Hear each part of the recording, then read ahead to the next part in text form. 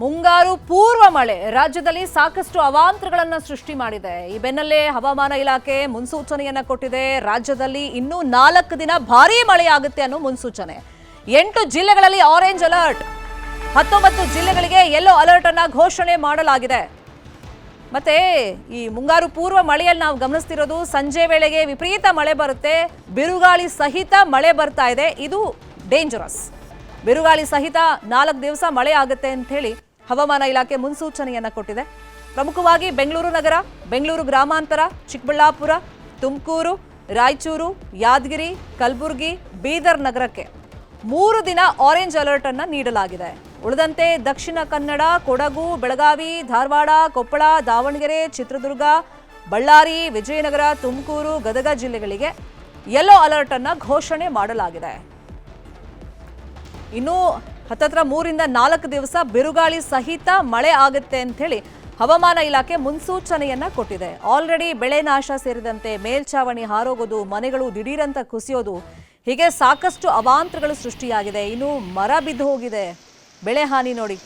ರೈತರು ಕಷ್ಟ ಕಾಲದಲ್ಲಿದ್ದಾರೆ, ಅಧಿಕಾರಿಗಳು ಸ್ಪಂದಿಸ್ತಾ ಇಲ್ಲ, ಶಾಸಕರು ಸ್ಪಂದಿಸ್ತಾ ಇಲ್ಲ, ಸಚಿವರುಗಳು ಈ ಕಡೆ ತಲೆನೂ ಹಾಕ್ತಿಲ್ಲ ಅಂತ ಹೇಳಿ ಆಕ್ರೋಶವನ್ನ ವ್ಯಕ್ತಪಡಿಸ್ತಾ ಇದ್ದಾರೆ. ಸೂಕ್ತ ಸಮಯದಲ್ಲಿ ಸರ್ವೆ ಮಾಡಬೇಕು, ಎಷ್ಟು ಹಾನಿಯಾಗಿದೆ ಅಂತೇಳಿ ವರದಿ ಕೊಡಬೇಕು. ಸಾಲ ಸೋಲ ಮಾಡಿ ಬೆಳೆ ಬೆಳೆದಿರ್ತಾರೆ. ಇನ್ನು ರಾಜಧಾನಿ ಬೆಂಗಳೂರಲ್ಲಿ ಅವಾಂತರವನ್ನೇ ಸೃಷ್ಟಿ ಮಾಡ್ತಾ ಇದೆ ಮಳೆ. ಬೆಂಗಳೂರಲ್ಲಿ ಸಂಜೆ ಮಳೆಯಿಂದ ಸಾಕಷ್ಟು ಅವಾಂತರಗಳು ಸೃಷ್ಟಿಯಾಗಿದೆ. ನಗರದ ಹಲವೆಡೆ ಮರಗಳು ಉರುಳಿ ಬಿದ್ದಿದೆ. ಇಂದಿರಾನಗರದಲ್ಲಿ ಮರ ಧರೆಗೆ ಉರುಳಿ ಬಿದ್ದಿದೆ, ವಾಹನಗಳು ಜಖಂ ಆಗಿವೆ. ಪುಲಕೇಶಿ ನಗರದಲ್ಲೂ ಅಷ್ಟೇ ಬೃಹತ್ ಮರಗಳು ಧರಾಶಾಹಿ ಆಗಿವೆ. ರಾಜಾಜಿನಗರದ ಶಂಕರಮಠ ಬಳಿಯಲ್ಲಿ ಮರ ಬಿದ್ದಿದೆ. ರಸ್ತೆಯಲ್ಲಿ ನಿಂತಿದ್ದ ಕಾರ್ನ ಮೇಲೇನೆ ಬೃಹತ್ ಮರ ಬಿದ್ದಿದೆ. ಪರಿಣಾಮ ಆ ಕಾರ್ ಜಖಂ ಆಗಿದೆ. ಬೆಂಗಳೂರು ಒಂದು ಸಣ್ಣ ಮಳೆಯನ್ನು ತಡ್ಕೊಳ್ಳಲ್ಲ, ಅಂಥದ್ರಲ್ಲಿ ಗಾಳಿ ಸಹಿತ ಸಂಜೆ ವೇಳೆಯಲ್ಲಿ ಮಳೆ ಬಂದಿದ್ದರಿಂದ ಸಾಕಷ್ಟು ಕಡೆಗಳಲ್ಲಿ ಮರ ಬಿದ್ದಿದೆ, ವಾಹನಗಳ ಮೇಲೆ ಮರ ಬಿದ್ದಿದೆ. ಹಾಗಾಗಿ ಬೆಂಗಳೂರಿನ ಜನತೆಗೆ ಈ ಸಂಜೆ ಬೀಳ್ತಿರುವಂಥ ಮಳೆ ನಿಜಕ್ಕೂ ಶಾಕ್ ಅನ್ನು ಕೊಡ್ತಾ ಇದೆ. ರಸ್ತೆಯಲ್ಲಿ ನಿಂತಿದ್ದ ಕಾರ್ನ ಮೇಲೆ ಬೃಹತ್ ಮರ ಬಿದ್ದಿದೆ. ಪರಿಣಾಮ ಆ ಕಾರ್ ಜಖಂ ಆಗಿದೆ. ಬೆಂಗಳೂರಿನ ಬೇರೆ ಬೇರೆ ಭಾಗದಲ್ಲಿ ನಿನ್ನೆ ಸಂಜೆ ಮಳೆ ತಂದಿರುವಂಥ ಅವಾಂತರವನ್ನ ದೃಶ್ಯಗಳಲ್ಲಿ ನಿಮ್ಮ ಮುಂದೆ ಇಟ್ಟಿದ್ದೀವಿ. ಇಂದಿರಾನಗರದಲ್ಲಿ ಬೃಹತ್ ಮರ ಕಾರ್ನ ಮೇಲೇನೆ ಬಿದ್ದಿದೆ. ರಸ್ತೆಯಲ್ಲಿ ನಿಲ್ಸಿದ್ರು ಕಾರ್ ಬಿದ್ದುಬಿಟ್ಟಿದೆ. ಇನ್ನೊಂದು ಕಡೆ ಸಾಕಷ್ಟು ಮರ ಬಿದ್ದಿದೆ. ಕೆಲವು ಕಡೆ ತೆರವು ಮಾಡಿದ್ದಾರೆ, ಇಲ್ಲ ಅಂತಲ್ಲ ಮರಗಳನ್ನು. ಇನ್ನು ಕೆಲವು ಕಡೆ ಹಂಗೆ ಬಿಟ್ಟಿರೋದ್ರಿಂದ ಸಾರ್ವಜನಿಕರಿಂದ ಆಕ್ರೋಶ ವ್ಯಕ್ತವಾಗ್ತಾ ಇದೆ. ಇನ್ನು ರಾಜಾಜಿನಗರದಲ್ಲೂ ನಿಲ್ಲಿಸಿದ್ರು, ಕಾರ್ನ ಪಾರ್ಕ್ ಮಾಡಿದ್ರು. ಆ ಕಾರ್ನ ಮೇಲೇನೆ ಬೃಹತ್ ಗಾತ್ರದ ಮರ ಬಿದ್ದಂಥ ಪರಿಣಾಮ ಇಲ್ಲೊಂದು 2-3 ಕಾರ್ಗಳು ಡ್ಯಾಮೇಜ್ ಆಗಿರೋದನ್ನ ದೃಶ್ಯಗಳಲ್ಲಿ ನಾವು ಗಮನಿಸ್ತಾ ಇದ್ದೀವಿ. ಬೆಂಗಳೂರಲ್ಲಿ ರಾತ್ರಿ ಸುರಿದಂಥ ಮಳೆಗೆ ಹಲವು ಅವಾಂತರಗಳು ಸೃಷ್ಟಿಯಾಗಿದೆ. ಮಹಾಲಕ್ಷ್ಮಿ ಲೇಔಟ್, ಮೋದಿ ಆಸ್ಪತ್ರೆ ರಸ್ತೆ, ರಾಜಾಜಿನಗರ ಹಾಗೆಯೇ ಮಂಜುನಾಥ್ ನಗರದ ಹಲವು ಕಡೆ ಅವಾಂತರಗಳು ಸೃಷ್ಟಿಯಾಗಿವೆ.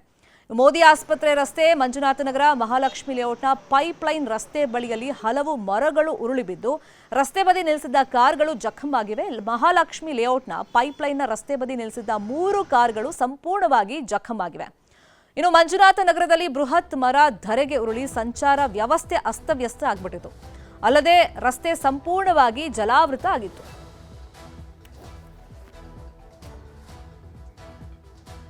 ಬೆಂಗಳೂರಿನ ಬೇರೆ ಬೇರೆ ಭಾಗದಲ್ಲಿ ಅಂದ್ರೆ ಮಹಾಲಕ್ಷ್ಮಿ ಲೇಔಟ್ನಲ್ಲಿ ಹಾಗೇನೆ ನೃಪತುಂಗ ರಸ್ತೆಯಲ್ಲಿ ಸದ್ಯ ಪರಿಸ್ಥಿತಿ ಹೆಂಗಿದೆ ಮಾಹಿತಿಯನ್ನ ಕೊಡ್ತಾ ಹೋಗೋದಕ್ಕೆ ಮಹಾಲಕ್ಷ್ಮಿ ಲೇಔಟ್ನಿಂದ ನಮ್ಮ ರಿಪೋರ್ಟರ್ ಶರಣು ಹಂಪಿ ಜಾಯಿನ್ ಆಗಿದ್ದಾರೆ. ಇನ್ನು ನೃಪತುಂಗ ರಸ್ತೆಯಿಂದ ನಮ್ಮ ರಿಪೋರ್ಟರ್ ಪ್ರಗತಿ ಜಾಯಿನ್ ಆಗಿದ್ದಾರೆ. Pragati, please be on line. First Mahalakshmi layout ಕಡೆ ಹೋಗೋಣ. ಶರಣು ಹಂಪಿ, ನಿಮ್ ಹಿಂಭಾಗದಲ್ಲಿ ನೋಡ್ತಾ ಇದ್ದೀವಿ ಬೃಹತ್ ಮರ ಬಿದ್ದಿದೆ, ಕಾರ್ಗಳ ಮೇಲೆ ಬಿದ್ದಿದೆ, ಜಖಂ ಆಗಿದೆ. ಆ ಪರಿಸ್ಥಿತಿ ಎಕ್ಸ್ಪ್ಲೈನ್ ಮಾಡ್ತಾ ಹೋಗಿ.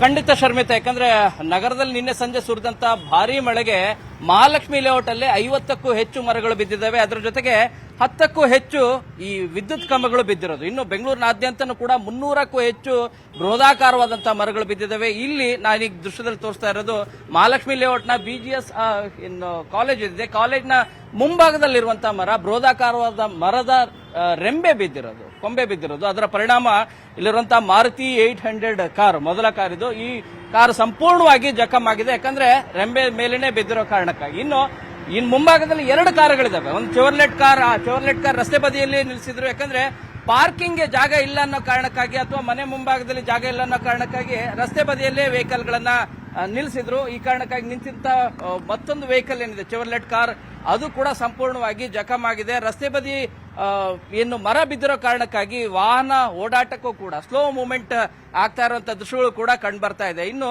ಮತ್ತೊಂದು 3 ಕಾರುಗಳು ಸಾಕಷ್ಟು ಜಖಮಾಗಿರೋದು. ಇಲ್ಲಿರುವಂತ ಬಲೋನ ಕಾರ್, ಹಳೆ ಕಾರ್ ಇದು. ಈ ಕಾರು ಕೂಡ ಜಖಮಾಗಿದೆ. ಇದನ್ನ ತೆರವು ಮಾಡುವಂತ ಕಾರ್ಯ ಇದುವರೆಗೂ ಕೂಡ ಆಗ್ತಾ ಇಲ್ಲ. ಇದೇ ರೀತಿಯಾದಂತಹ ದೃಶ್ಯ ನಗರದ ಬಹುತೇಕ ಏರಿಯಾಗಳಲ್ಲಿ ಕಂಡು ಬರ್ತಾ ಇದೆ. ನಿನ್ನೆ ರಾತ್ರಿನೇ ಸಾಕಷ್ಟು ಕಡೆಗೆ ತೆರವು ಮಾಡುವಂತ ಕಾರ್ಯವನ್ನು ಕೂಡ ಮಾಡುವಂತ ಕಾರ್ಯವನ್ನ ಜಿಬಿಎನ ಅರಣ್ಯ ಇಲಾಖೆಯ ಅಧಿಕಾರಿಗಳು ಮತ್ತು ಸಿಬ್ಬಂದಿ ಮಾಡುವಂತ ಕಾರ್ಯವನ್ನು ಮಾಡಿದ್ದಾರೆ. ಆದ್ರೆ ವಿದ್ಯುತ್ ಕಂಬಗಳು ತೆರವು ಮಾಡುವಂತ ಕಾರ್ಯ ಆಗಿಲ್ಲ. ಹೀಗೆ ಇದೇ ರೀತಿಯಾಗಿ ರಸ್ತೆ ಬದಿ ಎಲ್ಲರೂ ಕೂಡ ಗಿಡ ಮರಗಳು ಮತ್ತು ರೆಂಬೆ ಕೊಂಬೆಗಳೆಲ್ಲವೂ ಕೂಡ ಹಾಗೆ ಬಿಟ್ಟು ಹೋಗಿದ್ದಾರೆ. ಅವುಗಳನ್ನ ತೆರವು ಮಾಡಬೇಕು, ಇಲ್ಲದೆ ಇದ್ರೆ ಬಹಳಷ್ಟು ತೊಂದರೆ ಆಗತ್ತೆ.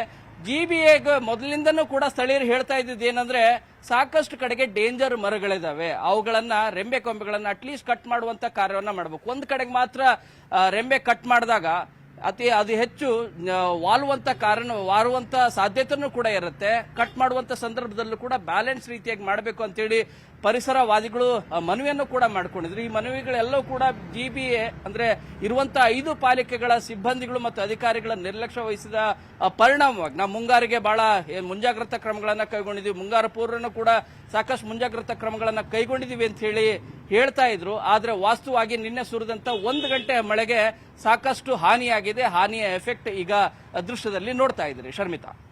ಶರಣಂಪಿ, ಮತ್ತೊಂದು ವಿಷಯ ಇಲ್ಲಿ ನಮ್ಗೆ, ಯಾಕಂದ್ರೆ ಸಾಕಷ್ಟು ಕಡೆ ಮರ ಬಿದ್ದ್ಬಿಡುತ್ತೆ ಬೆಂಗಳೂರಲ್ಲಿ, ಯಾಕಂದ್ರೆ ಬುಡ ಗಟ್ಟಿ ಇರಲ್ಲ, ಮತ್ತೆ ಗಟ್ಟಿಯಾಗಿರುವಂತ ಮರವನ್ನ ನೆಟ್ಟಿಲ್ಲ, ಅನ್ಪ್ಲಾನ್ ಸಿಟಿ ಆಗಿದೆ ಅಂತ ಈ ಹಿಂದಿನಿಂದಲೂ ಚರ್ಚೆಗಳಾಗ್ತಾ ಇದೆ. ಅದಕ್ಕೊಂದು ಶಾಶ್ವತ ಪರಿಹಾರ ಇದುವರೆಗೂ ಸಿಕ್ಕಿಲ್ಲ. ಎನಿವೇಸ್, ಮಳೆಗಾಲ ಸಂದರ್ಭದಲ್ಲಿ ಪೂರ್ವ ಸಿದ್ಧತೆ ಬೇಕು. ಅಟ್ಲೀಸ್ಟ್ ಈಗ ಮರ ಬಿದ್ದಂತ ಸಂದರ್ಭದಲ್ಲಿ ಅದನ್ನ ತೆರವು ಮಾಡಕ್ಕೂ ಬರಲ್ಲ ಸಂಬಂಧಪಟ್ಟವರು ಅಂತ ಆಕ್ರೋಶ. ಹಾಗಾಗಿ ನೆನ್ನೆಯ ಮಳೆಗೆ ಎಷ್ಟು ಮರ ಬಿದ್ದಿದೆ, ಎಷ್ಟು ಕಡೆ ತೆರವು ಮಾಡಿದ್ದಾರೆ, ಅದ್ರ ಬಗ್ಗೆ ಏನಾದರೂ ಬೇಸಿಕ್ ಇನ್ಫಾರ್ಮೇಶನ್? ಶರ್ಮಿತಾ, ಬೆಂಗಳೂರಿನಾದ್ಯಂತನೂ ಕೂಡ ನಿನ್ನೆ ಸುರಿದಂತ 1 ಗಂಟೆಗಳ ಕಾಲ ಮಳೆ ಮತ್ತು 11 ಗಂಟೆಗೆ 15 ನಿಮಿಷ ಕಾಲ ಸುರಿದಂತ ಮಳೆ ಪರಿಣಾಮವಾಗಿ ಬೆಂಗಳೂರಿನಾದ್ಯಂತನೂ ಕೂಡ 350ಕ್ಕೂ ಹೆಚ್ಚು ಬೃಹದಾಕಾರವಂತ ಮರಗಳು ಬಿದ್ದಿದ್ದಾವೆ. ಈ ರೀತಿಯಾಗಿ ಮರದ ರೆಂಬೆ ಬಿದ್ದಿರೋದಿದೆ. ಆಕ್ಚುಲಿ ಇನ್ಫ್ಯಾಕ್ಟ್ ದೊಡ್ಡ ಮರ ಏನಲ್ಲ, ಮರದ ರೆಂಬೆ ಬಿದ್ದಿರೋದು. ಈ ಮರದ ರೆಂಬೆ ರೀತಿ ಬಿದ್ದಿರುವಂತವು 500ಕ್ಕೂ ಹೆಚ್ಚು ಇದಾವೆ.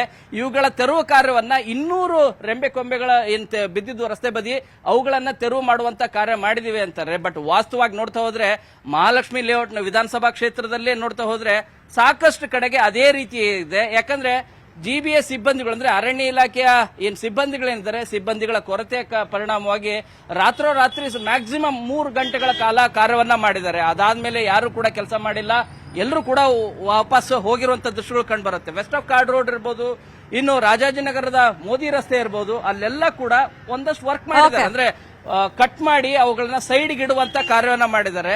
ಈ ರೀತಿಯಾಗಿ ಆಗಿರೋ 30% ಮಾತ್ರ, ಇನ್ನು 70% ಇದೇ ರೀತಿ ಇರೋದ್ರಿಂದ ಜನಸಾಮಾನ್ಯರಿಗಂತೂ ಖಂಡಿತ ತಪ್ಪಿದ್ದಲ್ಲ ಈ ಸಂಕಷ್ಟ.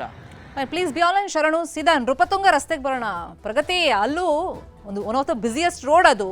ಸೊ ಏನೆಲ್ಲ ಅವಾಂತರ ನೆನ್ನೆ ಸುರಿದಂತ ಮಳೆಗೆ ಸೃಷ್ಟಿಯಾಗಿದೆ? ಶರ್ಮಿತಾ, ನಿನ್ನೆ ಸುರಿದಿರುವಂತಹ ಮಳೆಗೆ ಈ ಭಾಗದಲ್ಲಿ ಏನು ಸಮಸ್ಯೆ ಆಗಿಲ್ಲ. ಆದರೆ ಮುಂದೆ ಬರಬಹುದಾದಂತಹ ಮಳೆಗೆ ಈ ಭಾಗದಲ್ಲಿ ಖಂಡಿತ ಪ್ರಾಬ್ಲಮ್ ಆಗುತ್ತೆ. ನಾನು ನಿಮಗೆ ವಿಜುವಲ್ ಸಮೇತವಾಗಿ ನಾನು ನಿಮಗೆ ತೋರಿಸ್ತಾ ಹೋಗ್ತೀನಿ. ಇದು ರಾಜ್ಯ ಪೊಲೀಸ್ ಮಹಾನಿರ್ದೇಶಕರ ಕಚೇರಿಗೆ ಇರುವಂತಹ, ಕಚೇರಿಯ ಕಾಂಪೌಂಡ್ಗೆ ಅಂಟಿಕೊಂಡಿರುವಂತಹ ಒಂದು ಮರ.